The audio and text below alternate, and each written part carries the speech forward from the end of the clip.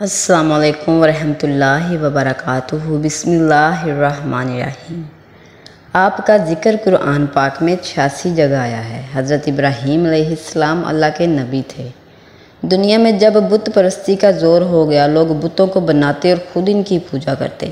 حضرت ابراہیم کے والد بھی خود بت بناتے اور بتوں کو خدا سمجھتے۔ حضرت ابراہیم علیہ السلام ابھی بچے ہی تھے۔ وہ دیکھتے کہ میرے والد اور دوسرے لوگ خود ہی مٹی اور لکڑی سے بتوں کو بناتے ہیں اور پھر ان کو خدا سمجھنے لگتے ہیں۔ وہ حیران ہوتے کہ کس قدر بے وقوف ہیں یہ سب لوگ کہ ان بے جان مورتیوں کو خدا سمجھتے ہیں۔ حضرت ابراہیم علیہ السلام ان لوگوں سے کہتے کہ تم لوگ کیوں ان بتوں کو پوجتے ہو؟ یہ تمہیں نہ کوئی نفع دے سکتے ہیں نہ نقصان۔ مگر وہ جواب دیتے کہ جو ہمارے باپ دادا کرتے ہیں وہی ہم کریں گے۔ ایک دن ان لوگوں کا شہر سے باہر کوئی بڑا میلہ تھا۔ یہ سب لوگ اس میلے میں شریک ہونے کے لیے شہر سے چلے گئے۔ حضرت ابراہیم علیہ السلام اس میلے میں نہ گئے۔ ان کے پیچھے حضرت ابراہیم علیہ السلام ملک کے بڑے بت خانے میں گئے اور وہاں کے سب بتوں کو توڑ ڈالا سوائے ایک سب سے بڑے بت کے، اور کلہاڑی جس سے سب بتوں کو توڑا تھا وہ اس بڑے بت کے کاندھے پر رکھ دی، جس سے یہ معلوم ہوتا تھا کہ یہ سب اسی نے توڑے ہیں۔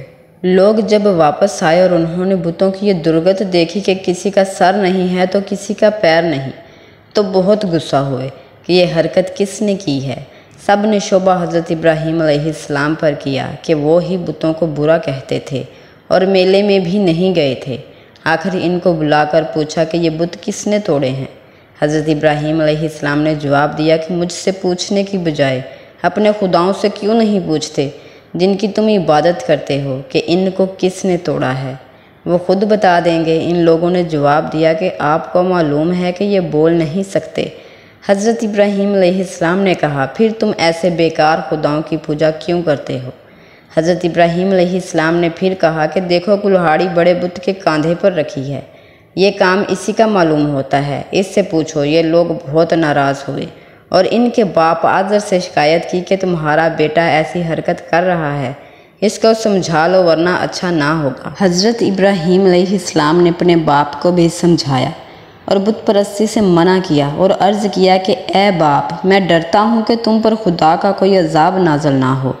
اس پر ان کے باپ بہت سخت ناراض ہوئے اور کہا کہ آئندہ تو نے مجھ سے کوئی ایسی بات کہی تو میں تجھے سنگسار کر دوں گا، اور کہا کہ تو میرے پاس سے ہمیشہ کے لیے چلا جا۔ آپ نے باپ کو سلام کیا اور کہا کہ میں چلا جاتا ہوں لیکن تمہارے لیے مغفرت کی دعا کرتا رہوں گا۔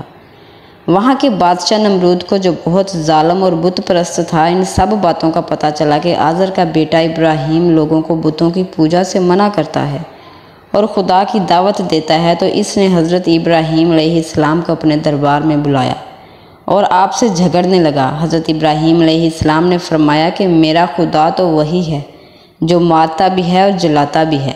نمرود نے کہا میں بھی مار سکتا ہوں اور جلا بھی سکتا ہوں۔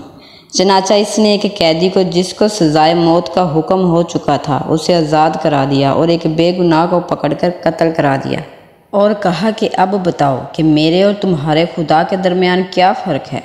حضرت ابراہیم علیہ السلام نے کہا کہ میرا خدا ہر روز سورج مشرق سے نکالتا ہے، تم اسے مغرب سے نکال دو۔ اس پر نمرود لاجواب ہو گیا اور حکم دیا کہ ابراہیم علیہ السلام کو زندہ جلا دیا جائے۔